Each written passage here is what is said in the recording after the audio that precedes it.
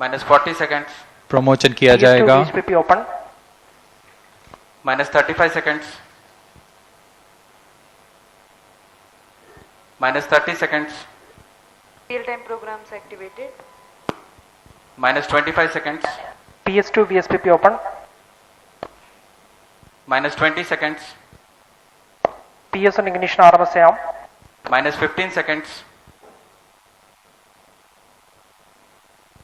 10, 9, 8, 7, 6, 5, 4, 3, 2, 1, 0.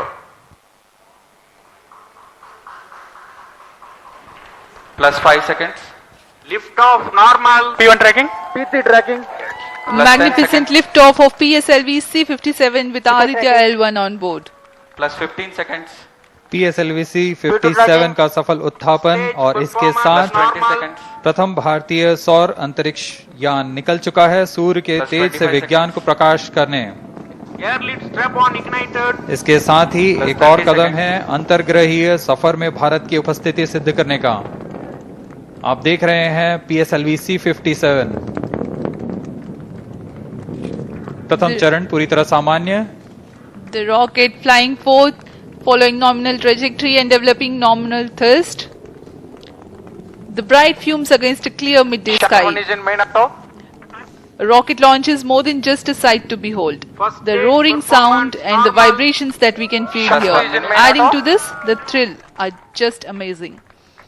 Ground lit and air lit strap-ons operating together with the first stage S-139. Ground lead strap on separated. जैसा कि निर्धारित है ground lead strap on को separate कर दिया गया है Performance normal. और प्रथम चरण का निष्पादन सामान्य है। इस घटनाक्रम में अगला एयर लेड स्ट्रैप ऑन को यान से पृथक कर दिया जाएगा। Air lead strap on separated. जी हाँ, इसकी भी पुष्टि हो गई है। स्ट्रैप ऑन को सफलतापूर्वक पृथक कर दिया गया है। We are 100 seconds past the launch time. The ground lit and air lit strap-ons have been separated. S-139 motor still thrusting. S-139 First stage 110 separated. Second के प्रज्वलन Second काल के stage पश्चात engine उसे started. भी Closed पृथक loop कर दिया गया guidance है। initiated. +2 minutes. द्वितीय चरण जो कि तरल नोदक पर आधारित चरण है, इसका प्रज्वलन शुरू हो चुका है और वर्तमान में प्रणोद Second उत्पन्न stage कर रहा है। performance normal. The launch vehicle is at an altitude of 73 kilometers. First stage has been separated. Second stage has begun its operation and the closed loop guidance has been initiated. According to the announcement by Range Operations Director, PS2 is developing nominal thrust.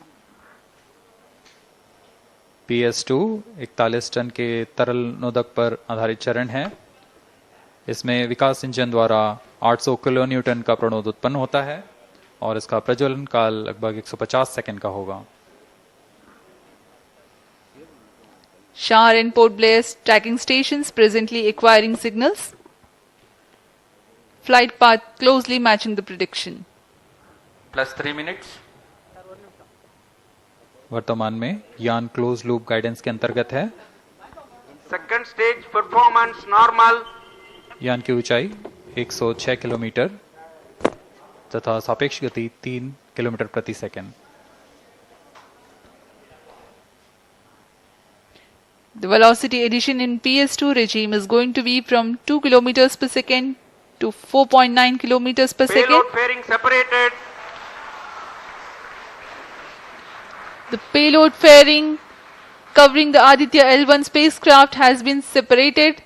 The current altitude of the launch vehicle is 118 kilometers. Relative velocity exceeding 3.8 kilometers per second. जी हाँ, यान अब घने वातावरण से बाहर जा चुका है, इसलिए ऊष्मा कवच की जरूरत नहीं रह जाती है और इस कारण इसे Plus यान 4 से minutes. पृथक कर दिया जाता है। Second stage performance normal.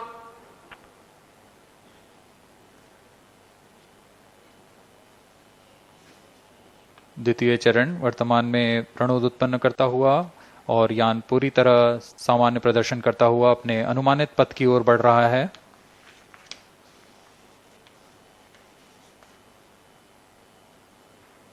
Second stage separated, third stage ignited.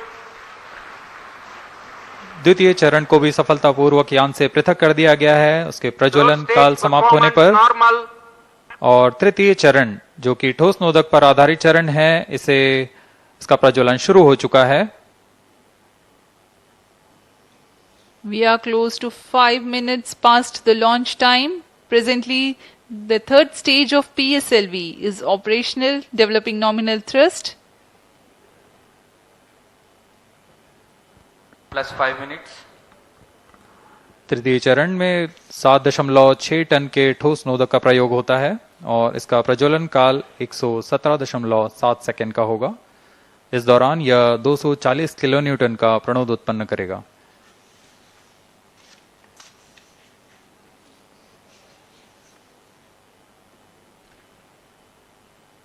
वर्तमान में यान की ऊंचाई 134 Third किलोमीटर stage performance तथा normal. सापेक्ष गति 5.96 किलोमीटर प्रति second.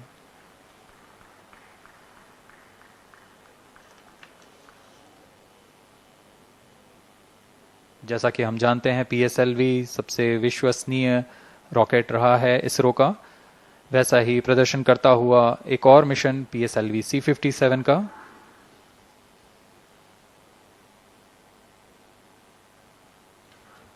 For the present mission, after PS3 completes Plus its 6 burn minutes. duration, a coast phase of 200 seconds will follow, in which the rocket will continue to be steered while there is no development of thrust.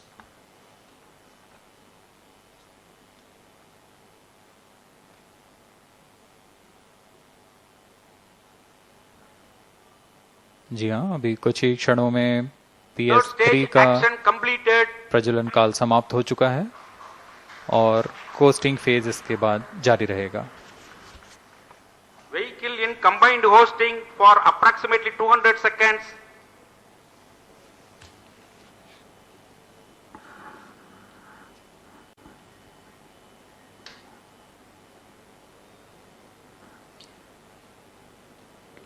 Unique to this mission, the Vehicle PS4 performance normal.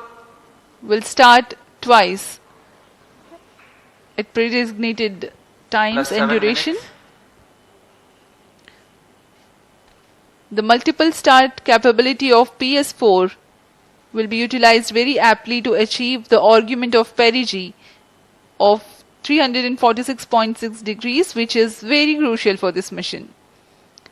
The commencement and duration of PS4 burns enable achieving this orbital parameter. Argument of perigee is the angle that is made by the perigee point from the ascending node at equatorial plane. AOP exceeding 300 degrees is helpful in mission planning to achieve halo orbit around L1 with minimal propellant expenditure.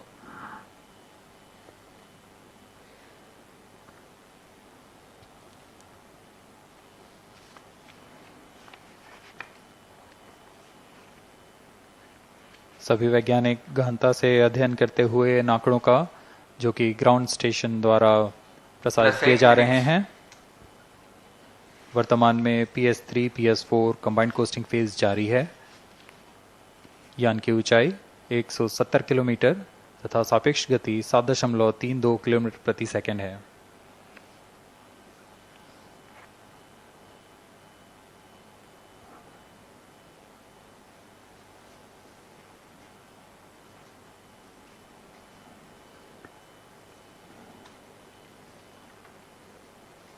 Vehicle performance normal.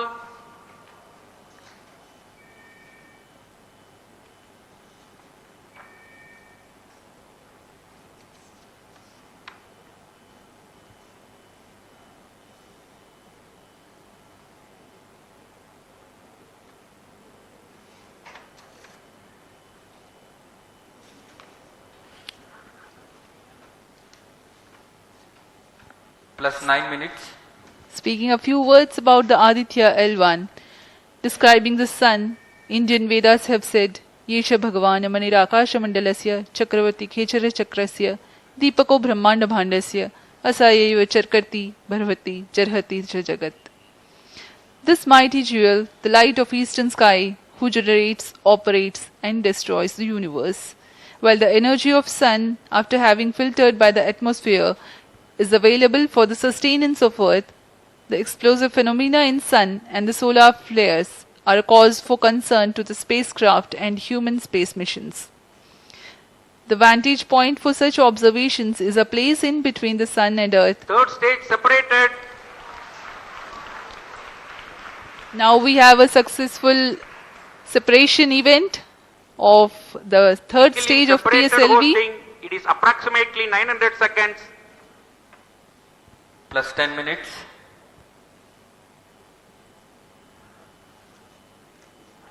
जी हाँ, तृतीय चरण को सफलतापूर्वक Skill पृथक कर दिया performance गया है normal. और अब PS4 कोस्टिंग फेज पर है। इस दौरान कोई भी प्रणोद उत्पन्न नहीं हो रहा है। यान प्राप्त संवेग से आगे बढ़ता हुआ और निर्धारित पथ का अनुकरण करता हुआ जा रहा है। We are 627 seconds from the launch. For another 600 more seconds or so, we will be getting tracking data from the BIAX ground station.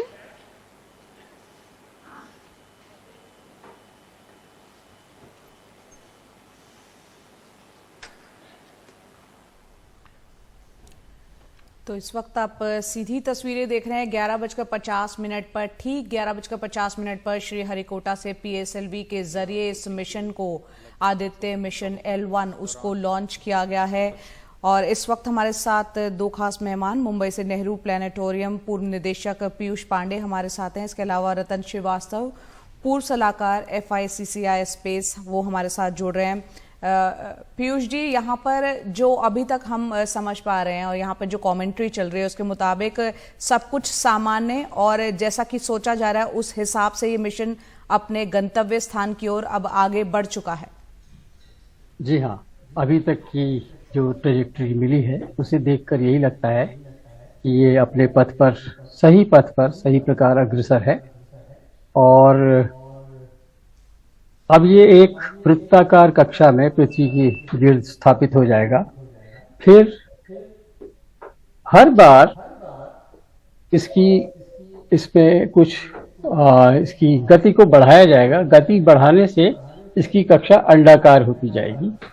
तो ये कार्य अगले 125 दिनों में यानी जनवरी के मध्य तक किया जाएगा। तो अंत में इसकी कक्षा इतनी अंडाकार हो जाएगी कि ये इसको L1 बिंदु की ओर को भेजा जा सके। फिर वो L1 बिंदु में जाकर वहां पर उसकी L1 बिंदु की परिक्रमा करने लगेगा और सूर्य का अनवरत अध्ययन करेगा।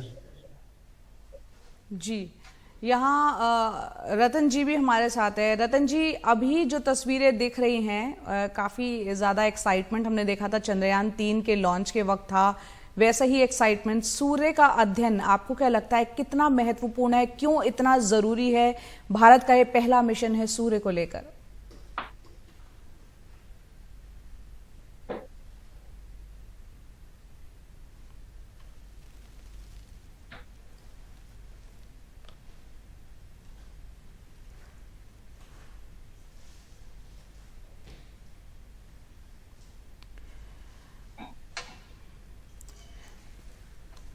तो ex advisor FICCI space and MD Bauer group Asia Ratan Srivastava ji भी हमारे साथ है। रतन जी, आप यहाँ तस्वीरें देख रहे हैं, थोड़ा हमारे दर्शकों को डिस्क्राइब करते हुए बताएं ये मिशन इतना महत्वपूर्ण क्यों है? लूनर के बाद अब सोलर मिशन।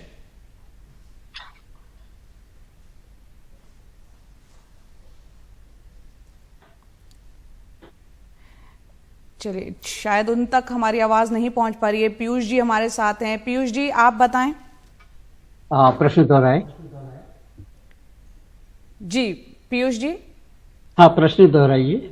जी, मेरा ये सवाल था कि चंद्रमा को लेकर हमने पहले भी मिशन किए, चंद्रयान 3 जो है अभी लेटेस्ट रहा, और उसके बाद अब सूर्य की तरफ हमारी नजर है, पूरी दुनिया इस मिशन पर वो भी नजर बनाए हुए है।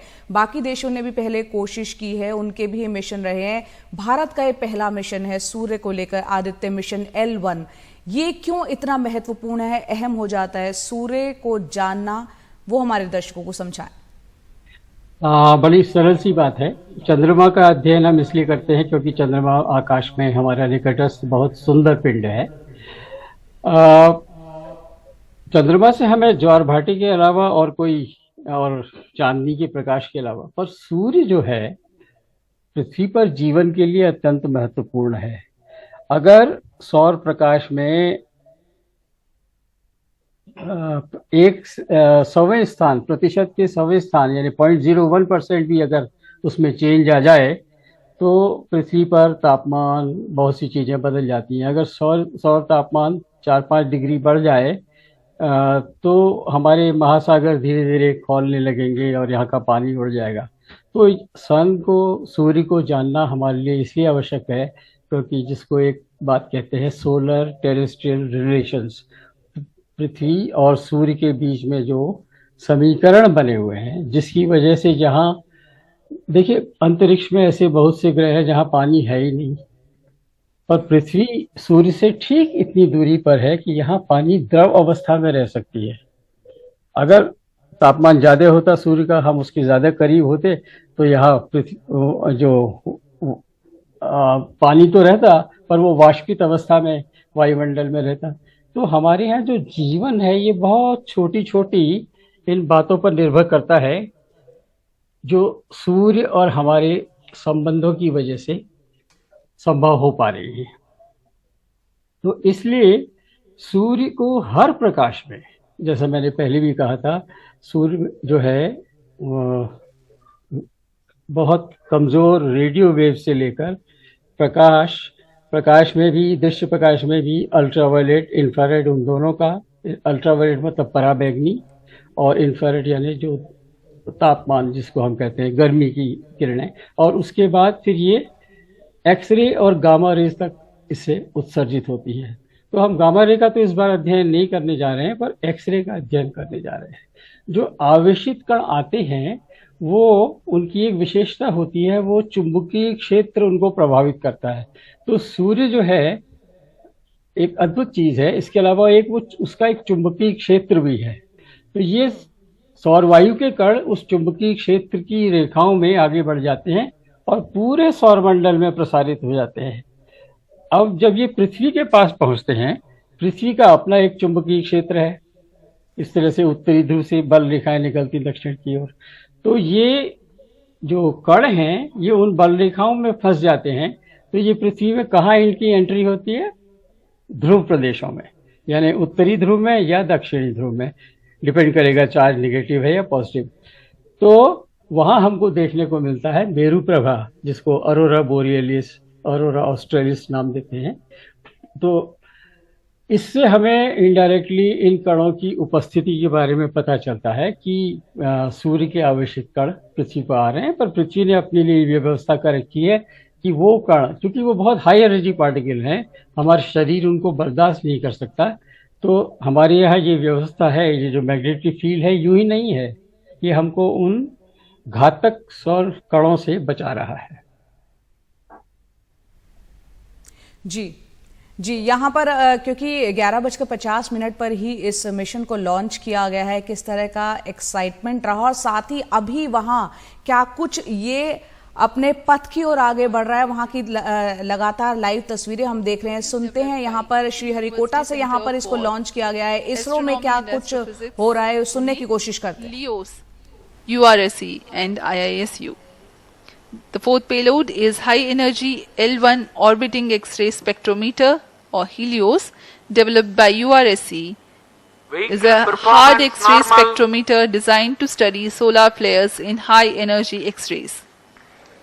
The fifth payload is the one which is meant for in situ observations. This is Aditya Solar Wind Particle Experiment, or otherwise called as ASPEX, which comprises of spectrometers to measure low energy particles and high energy ions. This payload is developed by Physical Research Laboratory.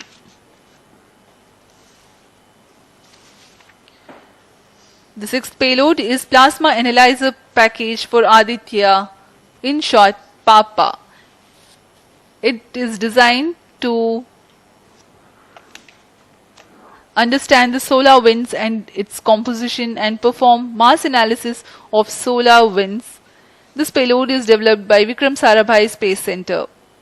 The seventh payload is a magnetometer or MAG developed by LEOS, which will measure the low intensity interplanetary magnetic field in space using a pair of magnetic sensors.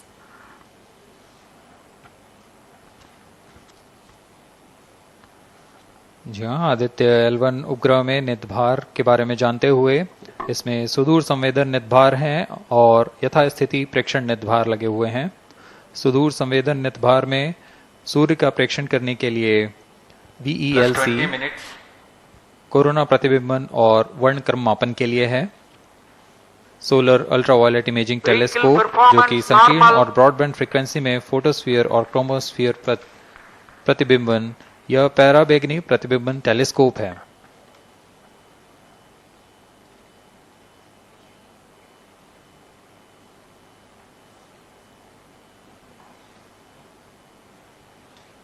इसी क्रम में अगला है SOLEX solar low energy X-ray spectrometer जो कि soft x ray वर्णक्रम मापी है जो कि सूर्य के प्रेक्षण के लिए प्रयोग किया जाएगा।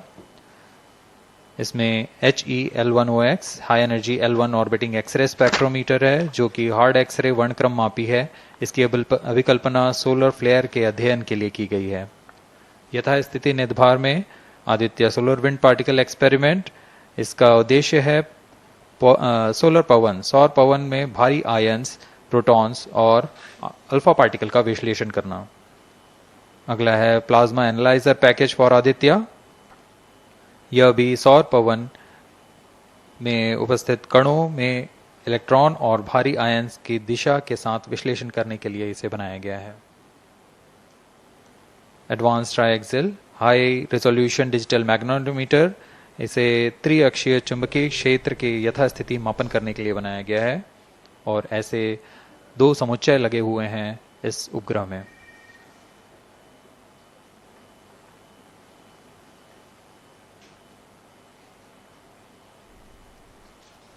तो यहाँ पर आप देख रहे हैं श्रीहरिकोटा से 11:50 पर आदित्य मिशन L1 उसको लॉन्च किया गया है और अभी तक जो है वो अपने सामान्य गति से अपने पथ की ओर आगे बढ़ रहा है। काफ़ी वक्त लगा है, काफ़ी साइंटिस्ट की मेहनत है इस मिशन के पीछे, भारत के सूर्य मिशन के पीछे। और सूर्य के अध्ययन के लिए यहाँ पर सैटेलाइट आदित्य L1 निकला है। इसका वजन की अगर बात करें हम आदित्य L1 की तो करीब 1500 किलो है और ये एक रोबोटिक सैटेलाइट लगातार सूर्य पर नजर रखेगा। सूर्य के अध्ययन के लिए भारत का ये एक विशेष सैटेलाइट है।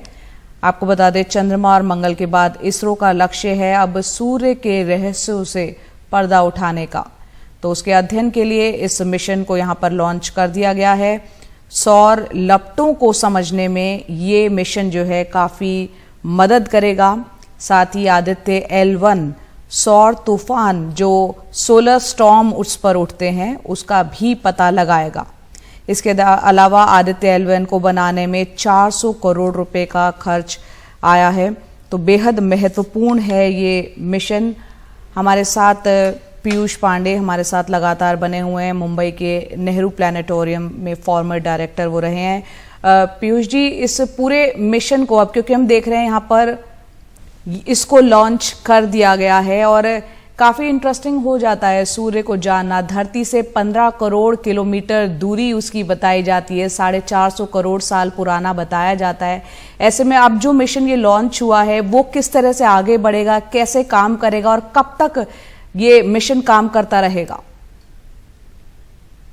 इस मिशन की अनुमानित प्रोजेक्टेड आयु जो है वो 5 वर्ष की है और इसरो का जो रिकॉर्ड रहा है, इसरो ने जो 2015 में एस्ट्रोसैट भेजा था उसकी भी आयु अनुमानित आयु 5 वर्ष थी 2020, पर वो आज भी काम कर रहा है और डेटा भेज रहा है। तो हम उम्मीद करते हैं कि ये आदित्य L1 ये भी कम से कम 5 साल तक और उसके बाद हमें दे पाएगा। यहाँ मुश्किल थोड़ी ये है कि ये आदित्य पर निरंतर चूंकि ये सूर्य का इसको अध्ययन करना है तो ये सूर्य के विकिरण, उससे आने वाले हानिकारक विकिरण से इसको अपना बचाव करना है, जिसके लिए वैज्ञानिकों ने तरह तरह की सुरक्षा प्रणालियाँ, ताकि इसकी इलेक्ट्रॉनिक्स पर प्रभाव ना पड़े, इसका तापमान बहुत ज़्यादा ना बढ़ जाए, क्योंकि तापमान बढ़ने से फिर इलेक्ट्रॉनिक्स काम नहीं करेगी। तो ये सब उपाय इसमें लगाए गए हैं। अभी जो होना है वो ये है कि जब ये कक्षा में स्थापित हो जाएगा तो इसकी गोलाकार कक्षा को लगातार क्रम में अंडाकार बनाया जाएगा, अंडाकार, और हर बार थोड़ी और ईंधन जलाकर उसकी गति को बढ़ाएंगे तो वो और भी अधिक कक्षा जो है अंडाकार होती जाएगी। इसका परिणाम ये होगा, ये पृथ्वी से दूर और दूर जाता जाएगा।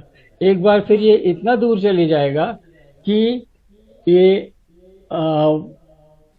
इसको सूर्य के गिर्द L1 पॉइंट पर ले जाना बड़ा आसान होगा। तो इसके लिए एक हल्का सा एक इसको धक्का दिया जाएगा उस दिशा में, और ये L1 पॉइंट पर जाकर ये खड़ा नहीं रह जाएगा, वहां पर एक छोटी सी कक्षा में, जिसको हेलो ऑर्बिट कहते हैं, उसमें जाकर स्थापित हो जाएगा और निरंतर सूर्य की ओर देखता रहेगा। तो आने वाले 125 दिन हम सबको सांस रोककर प्रतीक्षा करनी होगी। दुनिया भर में फैले हमारे और मित्र देशों के जो ट्रैकिंग सेंटर्स हैं वो इस पर निगरानी रखेंगे, ये सही पथ पर जा रहा है या नहीं वो देखते रहेंगे, और फिर शुरू होगा अध्ययन का काम। जी, आप कह रहे हैं आने वाले 125 दिन जो है खास तौर से एक वैसा वक्त होगा जिस पर लगातार नजर बनाए रखने की जरूरत होगी। सर, आपसे ये भी समझना चाह रहे हैं, जैसे चंद्रयान 3 में हमने देखा कि विक्रम लैंडर, उसकी सॉफ्ट लैंडिंग हुई साउथ पोल की तरफ चंद्रमा में, जहां अभी तक कोई और देश नहीं पहुंचा था, उस इलाके में पहुंचा था।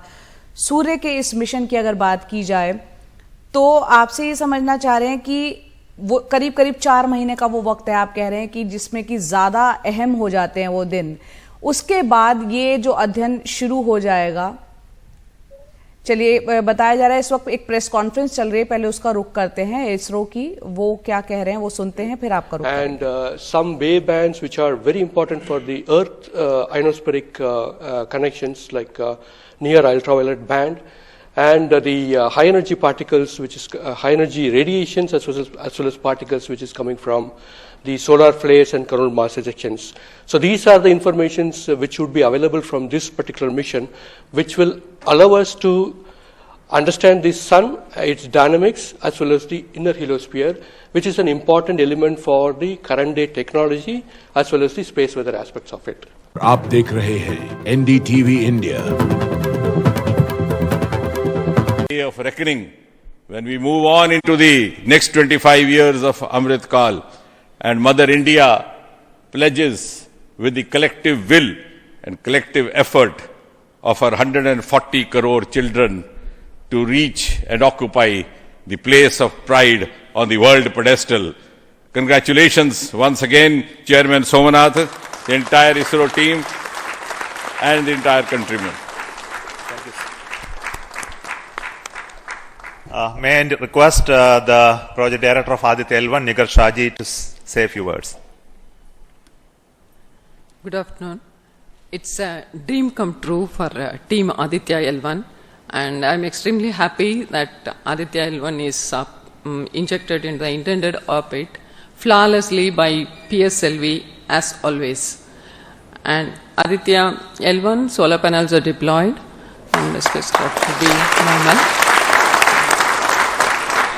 And Aditya L1 has started its 125 days of long journey towards L1. We have our Earth burns to rise the orbit, and followed by the trans L1 injection, and finally insertion into the halo orbit in the Sun Earth Lagrange point L1. Once the Aditya is commissioned, it will be an asset to the heliophysics of the country and even to the global scientific fraternity. And I take this opportunity to thank Chairman ISRO, Director URSC, former Director URSC, and all the center directors for their support and guidance for making this mission possible. And my thanks are due to my project team and all the project executives across the center, payload teams, especially the teams from the IAA and IUCA, for the relentless effort in building the payload as well as the spacecraft. And my special thanks to the expert committee who have been guiding all through the entire project life cycle. And I thank all the industrial partners and the entire URSC team for their invaluable contribution. And I feel really honored and privileged to be part of this mission.